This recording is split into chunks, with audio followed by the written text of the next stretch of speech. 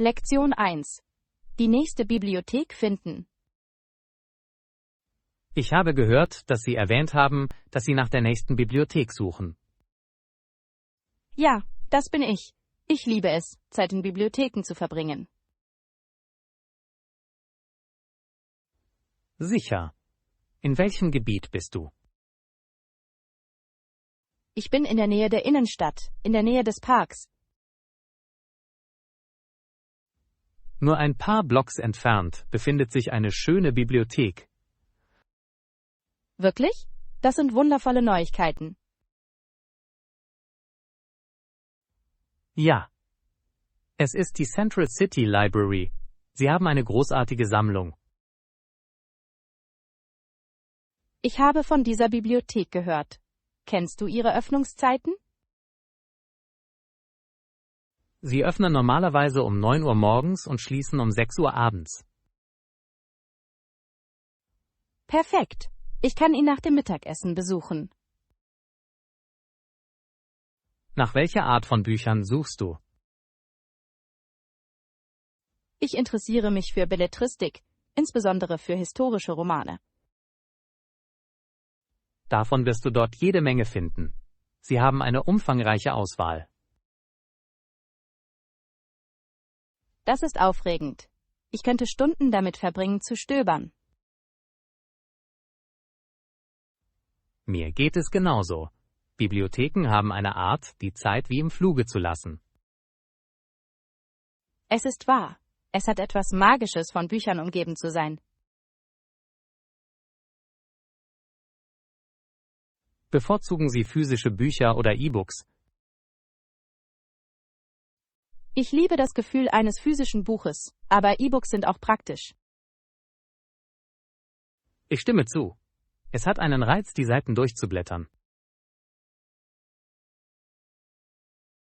Außerdem können Sie ganz einfach Passagen markieren und sich Notizen machen. Haben Sie jemals an Veranstaltungen in der Bibliothek teilgenommen? Ja. Ich habe dort letzten Monat einen Buchclub besucht. Es war herrlich. Das klingt lustig. Das nächste Mal sollte ich zu dir kommen. Du würdest es genießen. Die Diskussionen sind immer lebhaft. Ich werde Ihren Zeitplan für bevorstehende Veranstaltungen überprüfen. Tolle Idee. Bibliotheken veranstalten oft auch Autorenlesungen und Workshops. Ich freue mich über Ihre Hilfe bei der Suche nach der Bibliothek. Es ist mir eine Freude. Ich kann es kaum erwarten zu sehen, welche Schätze Sie entdecken. Auf viele schöne Stunden, die Sie mit Lesen in der Bibliothek verbracht haben. Lektion 2. Erinnerungen an den Sommer. Dieser Sommer war voller Pop und Popcorn. Unbedingt. Es gibt nichts Schöneres, als Snacks zu genießen und dabei im Freien zu entspannen. Was waren deine Lieblingsorte im Sommer, die du besucht hast? Ich ging gern an den Strand. Die Wellen und der Sonnenschein waren erfrischend. Der Strand ist immer eine gute Wahl. Ich habe den Vergnügungspark genossen. Das klingt aufregend. Bist du irgendwelche aufregenden Achterbahnen gefahren? Hab ich. Einer von ihnen war so schnell, dass ich dachte, ich fliege vielleicht davon. Wie berauschend. Ich genieße den Adrenalinschub solcher Fahrten. Wir hatten auch ein Picknick im Park, das herrlich war. Picknicks sind die perfekte Sommeraktivität. Was hast du mitgebracht? Wir haben Sandwiches, Obst und natürlich Popcorn eingepackt. Klingt nach einem Fest. Ich liebe es, wenn Popcorn Teil der Speisekarte ist. Es verleiht jedem Ausflug eine lustige Note. Was ist mit deiner liebsten Sommererinnerung? Ich hatte eine fantastische Zeit bei einem Sommerkonzert mit Freunden. Das klingt unglaublich. Live-Musik ist so ein großartiges Erlebnis. Das ist es wirklich. Die Energie der Menge macht es unvergesslich. Ich wünschte, ich hätte mich dir anschließen können. Nächstes Mal musst du mit uns kommen. Wir würden eine tolle Zeit haben. Daran halte ich dich fest. Live-Musik und Popcorn klingen wie die perfekte Kombination. In der Tat. Im Sommer dreht sich alles um gute Gesellschaft und unterhaltsame Aktivitäten. Ich kann nicht glauben, wie schnell der Sommer vergangen ist. Die Zeit vergeht wie im Fluge, wenn du Spaß hast. Was sind deine Pläne für den Rest des Sommers? Ich hoffe, dass ich noch ein paar Ausflüge machen kann, bevor der Herbst kommt. Das Gleiche hier. Lassen Sie uns das Beste aus dem machen, was von der Saison übrig ist. Lektion 3. Ängsten begegnen. Ängsten direkt zu begegnen kann ermutigend sein. Unbedingt. Es führt oft zu persönlichem Wachstum und Selbstvertrauen. Mit welcher Angst waren Sie in letzter Zeit konfrontiert? Ich stellte mich meiner Angst, in der Öffentlichkeit zu sprechen. Es war eine ziemliche Herausforderung. Das ist für viele Menschen eine große Angst. Wie hast du es überwunden? Ich habe zuerst vor Freunden geübt. Ihre Unterstützung hat sehr geholfen. Das klingt nach einem großartigen Ansatz. Hast du dich danach weniger nervös gefühlt? Ja, je mehr ich übte, desto wohler fühlte ich mich. Ich weiß zu schätzen, wie Übung einen Unterschied machen kann. Das tut es wirklich. Was ist mit dir? Wurden Sie mit irgendwelchen Ängsten konfrontiert? Ich habe kürzlich versucht, am Felsen zu klettern, was mich zuerst erschreckt hat. Klettern? Das ist mutig. Warum hast du dich entschieden, es zu versuchen?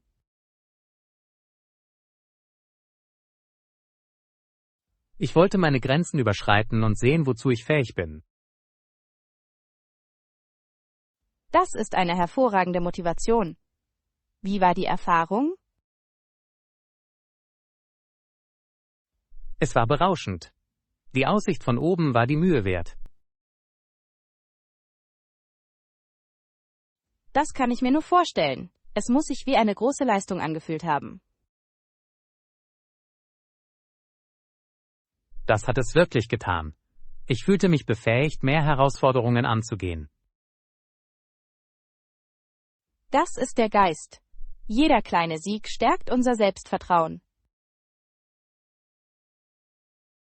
Ich stimme zu. Es ist inspirierend zu sehen, wie andere mit ihren Ängsten umgehen.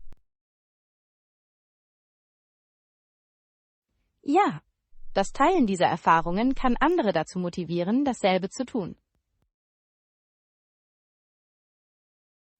Ich glaube, wir sollten uns gegenseitig ermutigen, uns unseren Ängsten zu stellen. Unbedingt. Gemeinsam können wir ein unterstützendes Umfeld schaffen. Lassen Sie uns Aktivitäten planen, die uns beide herausfordern. Das klingt nach einer lustigen Idee. Was sollten wir als nächstes versuchen? Vielleicht ein Kochkurs? Das Ausprobieren neuer Rezepte kann einschüchternd sein. Gute Wahl. Kochen kann uns definitiv aus unseren Komfortzonen herausbringen. Hier geht es darum, Ängsten zu begegnen und gemeinsam neue Dinge auszuprobieren. Lektion 4. Techniken zum Stressabbau. Ich habe verschiedene Möglichkeiten untersucht, mit Stress umzugehen. Das ist eine tolle Idee. Welche Techniken haben Sie als hilfreich empfunden? Eine effektive Methode sind tiefe Atemübungen, um Ihre Nerven vor stressigen Situationen zu beruhigen. Tiefes Atmen ist fantastisch. Es kann wirklich helfen, deine Gedanken zu zentrieren. Ja. Es ist erstaunlich, wie etwas so Einfaches eine so große Wirkung haben kann. Ich stimme voll und ganz zu. Wie übst du tiefes Atmen? Normalerweise suche ich mir einen ruhigen Ort, schließe meine Augen und atme langsam und tief durch. Das klingt perfekt. Wenn Sie sich auf Ihren Atem konzentrieren, können Sie Ihren Geist frei bekommen. Ich atme tief durch die Nase ein und atme langsam durch meinen Mund aus. Das ist eine großartige Technik. Wie lange übst du normalerweise? Ich versuche es etwa 5 Minuten lang zu machen, besonders vor großen Präsentationen. Das ist eine kluge Strategie. Es kann wirklich helfen, Ängste zu lindern. Hast du andere Entspannungstechniken ausprobiert? Ja, ich mag progressive Muskelentspannung. Wie funktioniert das? Sie spannen systematisch jede Muskelgruppe in Ihrem Körper an und entspannen sie dann. Das klingt interessant. Dauert das Lernen lange? Ganz und gar nicht. Du kannst es in nur wenigen Minuten üben. Das werde ich versuchen müssen. Das klingt nach einem nützlichen Tool. Das ist es wirklich. Sie können spüren, wie die Spannung dahinschmilzt. Was ist mit Achtsamkeit? Hast du das erforscht? Ja, Achtsamkeitsmeditation ist wunderbar, um präsent zu bleiben. Ich habe davon gehört. Wie praktiziert man Achtsamkeit? Ich konzentriere mich auf meine Umgebung und nehme die Sehenswürdigkeiten, Geräusche und Gerüche um mich herum wahr. Das klingt erfrischend. Ich werde versuchen, Achtsamkeit in meine Routine zu integrieren. Du wirst es lieben. Es hilft dir, die kleinen Dinge im Leben zu schätzen. Hier geht es darum, in unserem geschäftigen Leben Frieden und Ausgeglichenheit zu finden. Lektion 5: Backoptionen. Sollen wir Vollkornmehl oder Allzweckmehl nehmen? Das ist eine interessante Frage. Zu was neigst du? Ich erwäge Vollkornmehl wegen seiner gesundheitlichen Vorteile. Das ist eine gute Wahl. Es fügt mehr Ballaststoffe und Nährstoffe hinzu. Ja, aber wird es die Textur der Kekse ändern? Es macht sie vielleicht etwas dichter, aber ich denke, es wird köstlich sein. Ich habe gelesen, dass Vollkornmehl einen nussigen Geschmack verleihen kann. Das tut es. Das könnte die Süße der Kekse gut ergänzen. Was wäre, wenn wir beide Mehle mischen würden? Das könnte ein fantastischer Kompromiss sein. Es würde die Aromen und Texturen ausgleichen. Mir gefällt die Idee. Ein bisschen von beidem könnte die perfekte Lösung sein. Genau. Außerdem gibt es uns die Möglichkeit zu experimentieren. Beim Backen geht es schließlich darum, neue Dinge auszuprobieren. Ja, und manchmal entstehen die besten Rezepte aus Experimenten. Erinnerst du dich an die Zeit, als wir dem Bananenbrot Schokoladenstückchen hinzugefügt haben? Wie könnte ich das vergessen? Das war eine köstliche Überraschung. Es stellte sich heraus, dass es eine unserer besten Kreationen war. In der Tat. Lassen Sie uns heute auf eine weitere entzückende Überraschung hoffen. Also, nehmen wir die Mischung aus Vollkornmehl und Allzweckmehl? Ja. Ich bin gespannt, wie sie zusammen ausgehen. Großartig. Ich werde jetzt die Mehle messen. Perfekt. Während du das tust, bereite ich die anderen Zutaten zu. Teamwork macht den Traum wahr. Unbedingt. Backen macht mehr Spaß, wenn es geteilt wird. Auf leckere Kekse und neue kulinarische Abenteuer. Lektion 6.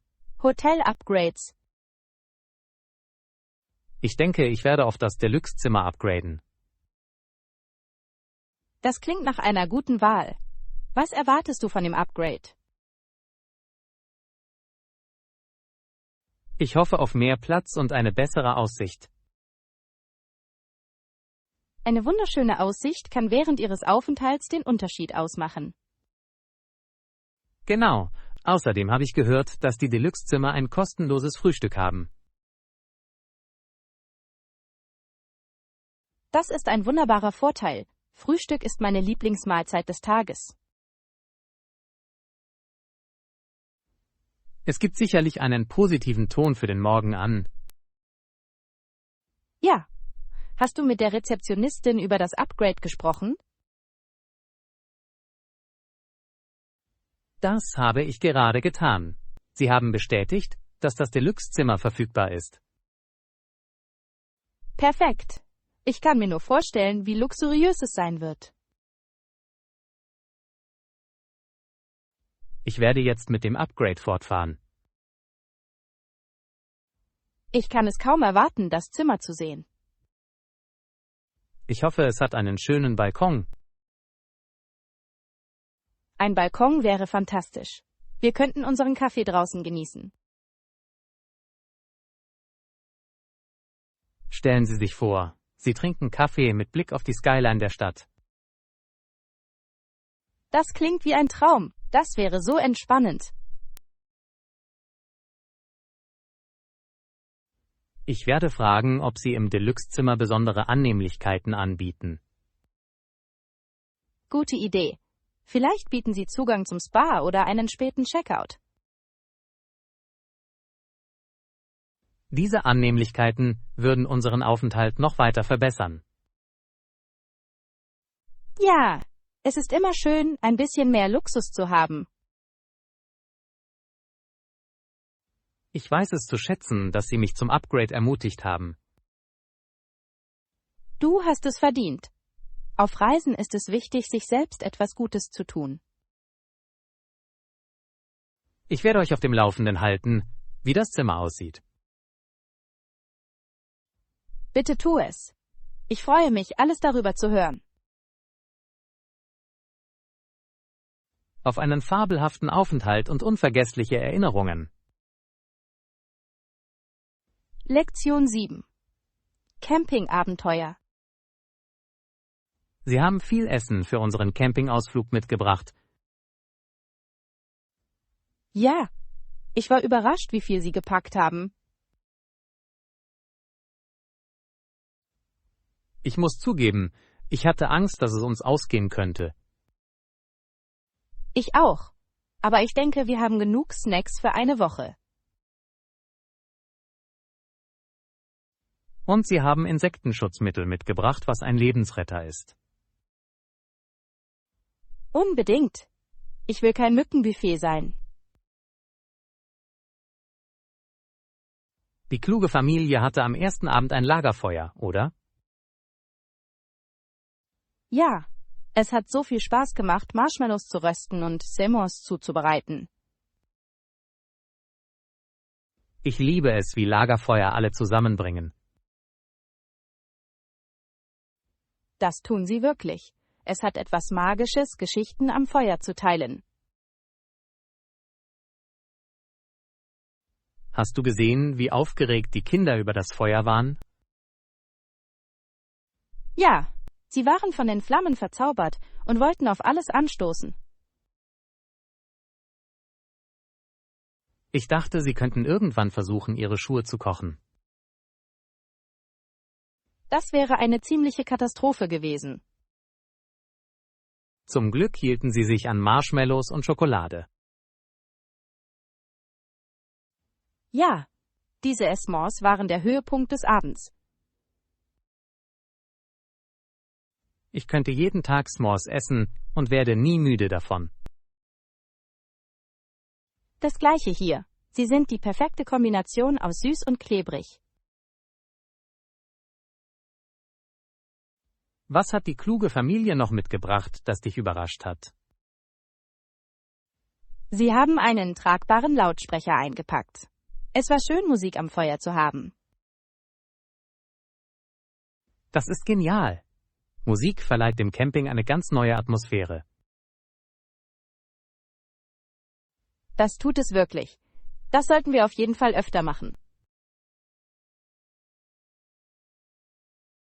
Nächstes Mal sollten wir mehr Spiele für den Abend mitbringen. Ja, Brettspiele oder Kartenspiele wären perfekt zum Campen. Ich freue mich schon auf unser nächstes Abenteuer. Lektion 8: Geschäftsvorhaben. Das klingt vielversprechend. Haben Sie einen bestimmten Betrag erwähnt, auf den Sie gehofft haben? Ja, ich habe angegeben, dass ich nach rund $50.000 suche. Das ist eine vernünftige Bitte, um ein neues Unternehmen zu gründen. Danke. Ich glaube, es wird dazu beitragen, die Anfangskosten und das Marketing zu decken. Haben Sie skizziert, wie Sie die Mittel verwenden wollen? Ja, ich habe ein detailliertes Budget erstellt, um es potenziellen Investoren zu zeigen. Das ist essentiell. Anleger schätzen es, einen klaren Plan zu sehen. Unbedingt. Es zeigt, dass ich mein Geschäft ernst nehme.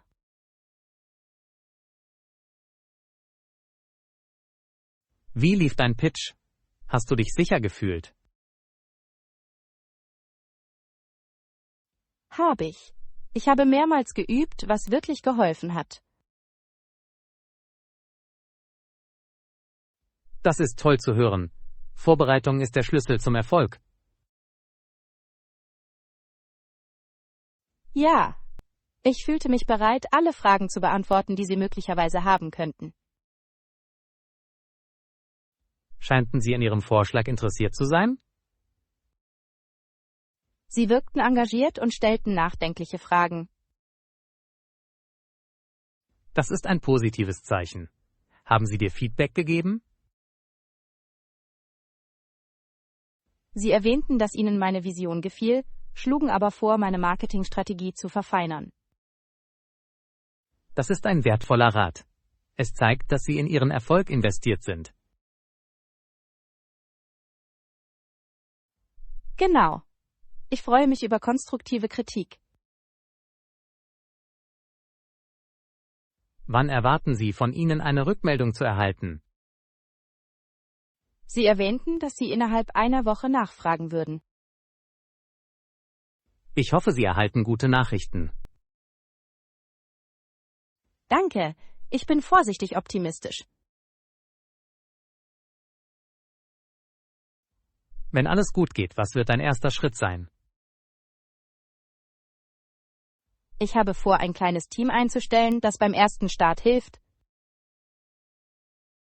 Das klingt klug. Ein unterstützendes Team kann einen großen Unterschied machen. Ich stimme zu. Ich möchte mich mit motivierten Menschen umgeben.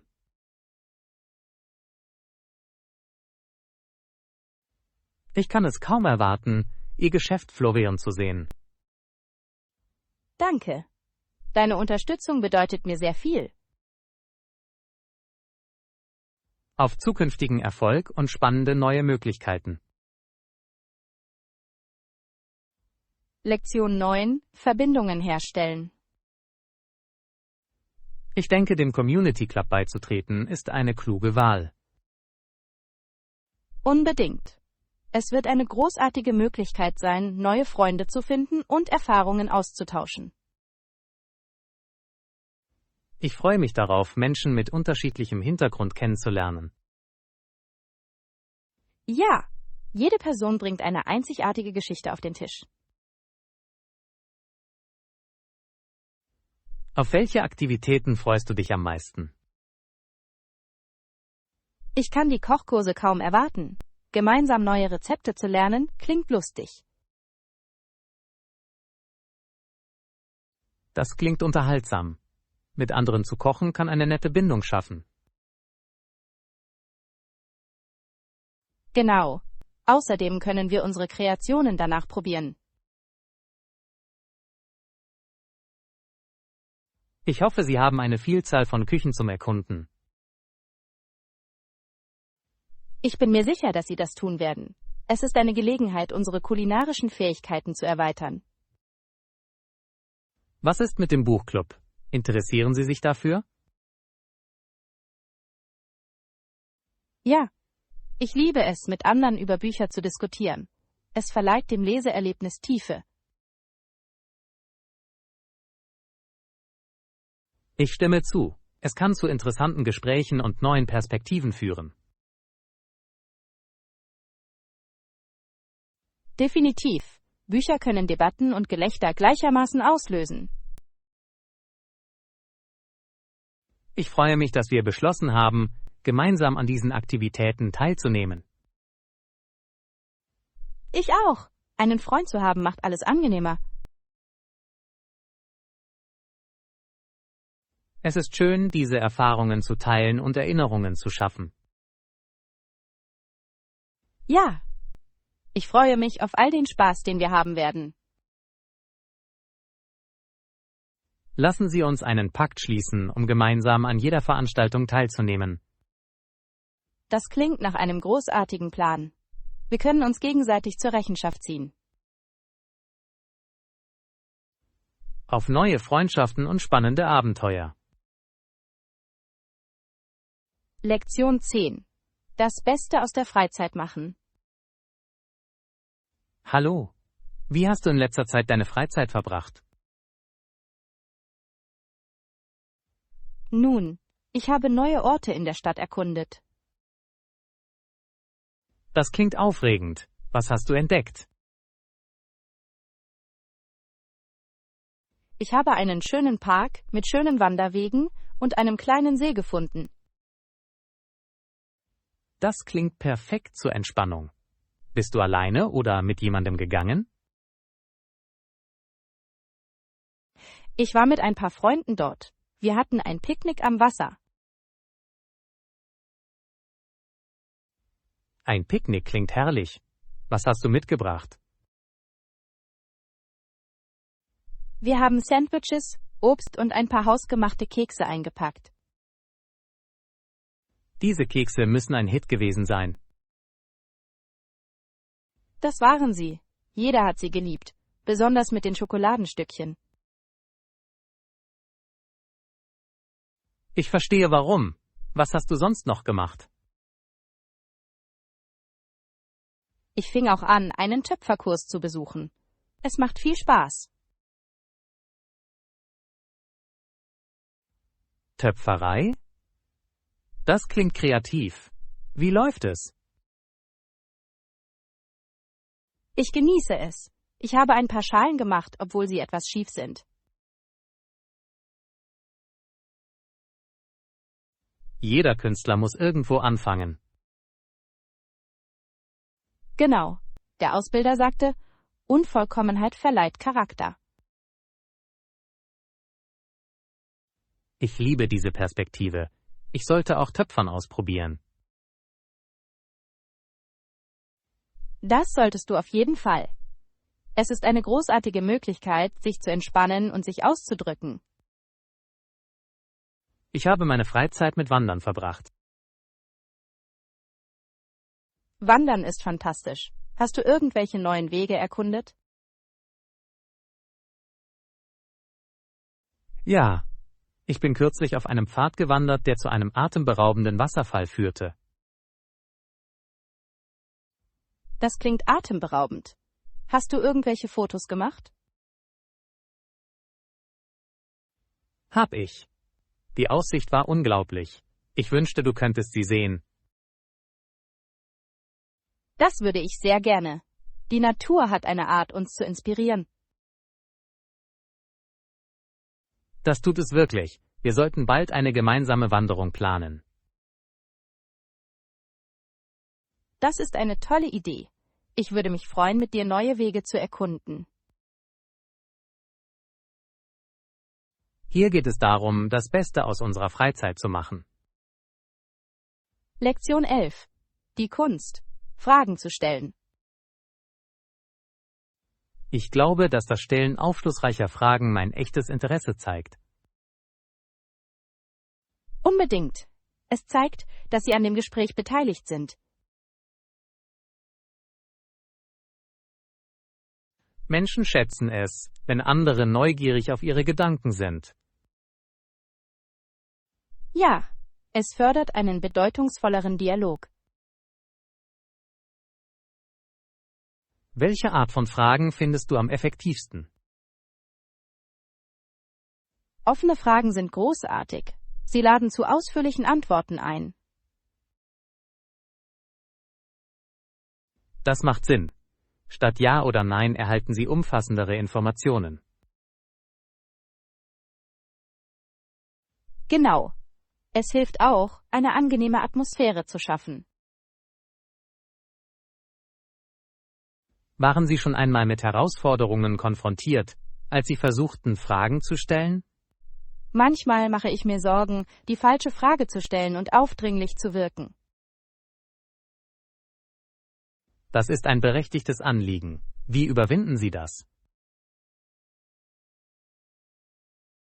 Ich versuche zuerst, der anderen Person aufmerksam zuzuhören.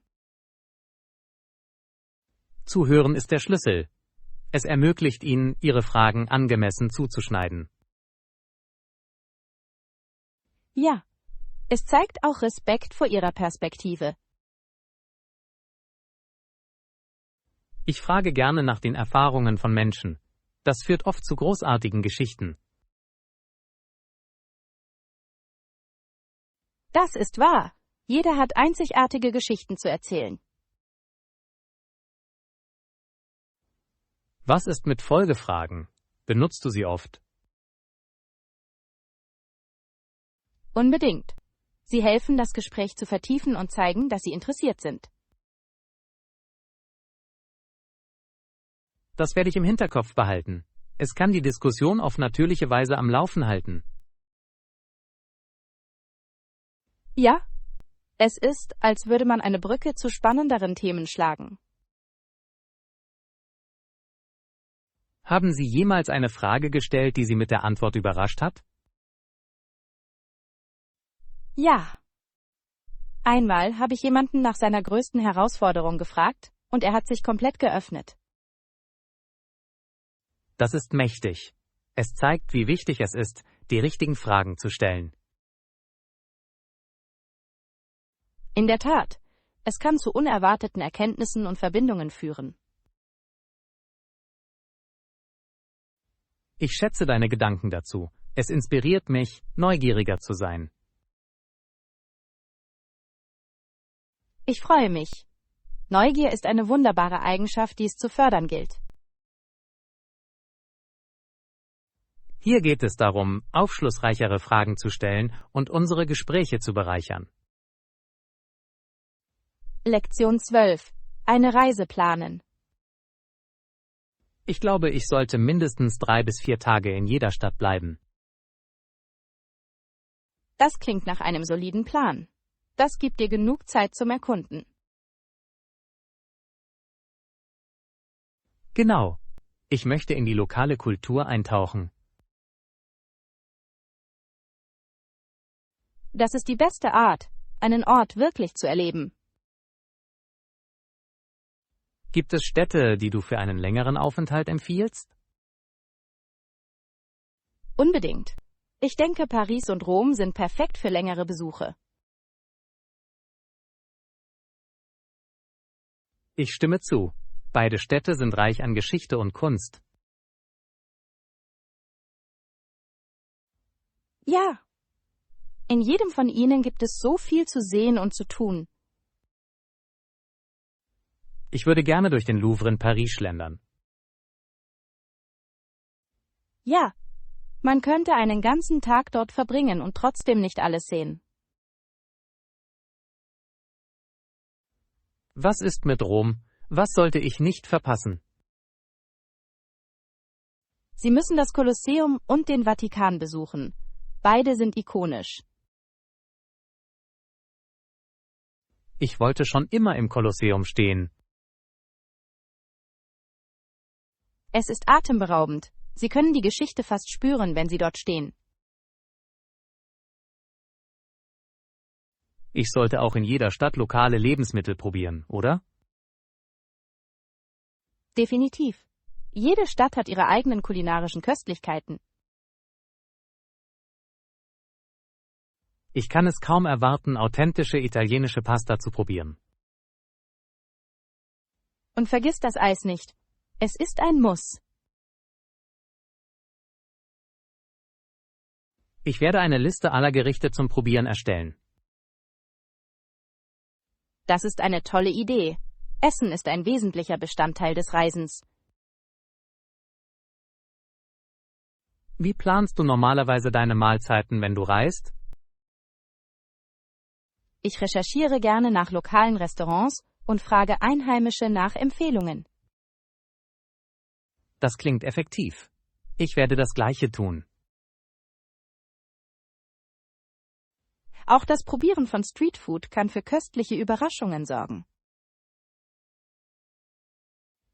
Ich freue mich auf diese Reise. Es klingt nach einem großen Abenteuer. Das wird es sein. Denken Sie daran, viele Fotos zu machen. Das werde ich. Ich will jeden Moment meiner Reise festhalten. Lektion 13. Osterfeiern. Ich habe gehört, dass Samantha dieses Wochenende auf Ostereiersuche geht. Das klingt nach so viel Spaß. Die Ostereiersuche ist immer eine Freude. Das sind sie wirklich. Hast du als Kind jemals an einem teilgenommen? Ja. Ich erinnere mich, dass ich im Hof herumgelaufen bin und nach versteckten Eiern gesucht habe. Das waren die besten Momente. Hattest du eine Strategie, um die meisten Eier zu finden? Habe ich. Ich habe immer zuerst ins Gebüsch und unter den Picknicktisch geschaut.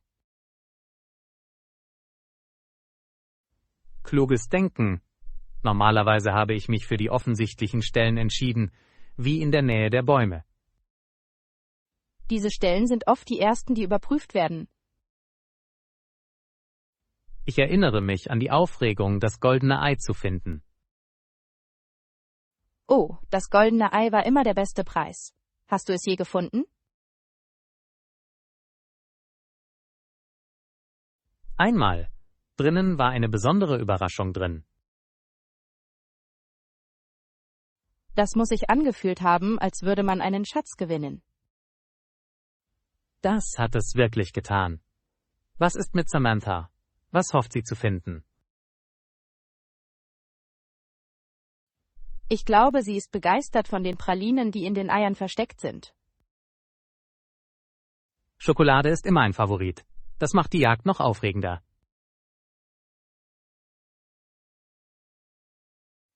Ja. Die Vorfreude darauf, was in jedem Ei steckt, ist Teil des Spaßes. Ich hoffe, das Wetter ist schön für Ihre Jagd. Ich auch. Ein sonniger Tag macht alles angenehmer. Hast du vor, dieses Jahr an irgendwelchen Osteraktivitäten teilzunehmen? Ich könnte an einem Familientreffen teilnehmen. Sie machen oft ihre eigene Eiersuche. Das klingt herrlich. Familienfeiern sind immer voller Freude. Ja, es ist eine Gelegenheit, gemeinsam schöne Erinnerungen zu schaffen. Auf ein wunderbares Osterfest voller Spaß und Lachen. Lektion 14. Fitnessreise. Es war hart, aber ich bin fest entschlossen, in Form zu kommen. Das ist toll zu hören. Haben Sie darüber nachgedacht, sich bestimmte Ziele zu setzen? Ja, ich möchte ein paar Pfund abnehmen und mehr Muskeln aufbauen. Das sind hervorragende Ziele. Hast du über einen Trainingsplan nachgedacht? Habe ich. Ich habe vor, sowohl Cardio als auch Krafttraining zu integrieren. Das klingt ausgewogen. Cardio hilft bei der Ausdauer, während Krafttraining Muskeln aufbaut. Genau. Ich habe auch angefangen, meine Mahlzeiten zu verfolgen. Das ist ein kluger Schachzug. Ein Ernährungstagebuch zu führen kann dir helfen, Rechenschaft abzulegen. Es ist augenöffnend zu sehen, was ich täglich esse. Das kann ich mir vorstellen. Manchmal wissen wir nicht, wie viel wir konsumieren. Hast du dir jemals Fitnessziele gesetzt? Ja. Ich habe mir letztes Jahr zum Ziel gesetzt, 5 Kilometer zu laufen, und ich habe es geschafft. Das ist beeindruckend. Wie hast du dich darauf vorbereitet? Ich folgte einem Trainingsplan, der meine Distanz schrittweise erhöhte. Möglicherweise muss ich für meine Ziele einen ähnlichen Ansatz verfolgen. Es funktioniert gut. Beständigkeit ist der Schlüssel zum Aufbau von Ausdauer und Kraft. Ich weiß deine Ermutigung zu schätzen. Es hilft, darüber zu sprechen. Ich freue mich. Unterstützung kann auf Ihrer Reise einen großen Unterschied machen. Vor welchen Herausforderungen standen Sie während des Trainings? An manchen Tagen hatte ich Probleme mit der Motivation, aber ich erinnerte mich an mein Ziel. Das ist eine großartige Strategie. Das werde ich im Hinterkopf behalten. Denken Sie daran, es ist in Ordnung, freie Tage zu haben. Drück einfach weiter voran. Danke für den Rat. Ich fühle mich schon motivierter. Du bist willkommen. Lassen Sie uns regelmäßig die Fortschritte des anderen überprüfen. Das klingt nach einem Plan. Darauf gemeinsam in Form zu kommen.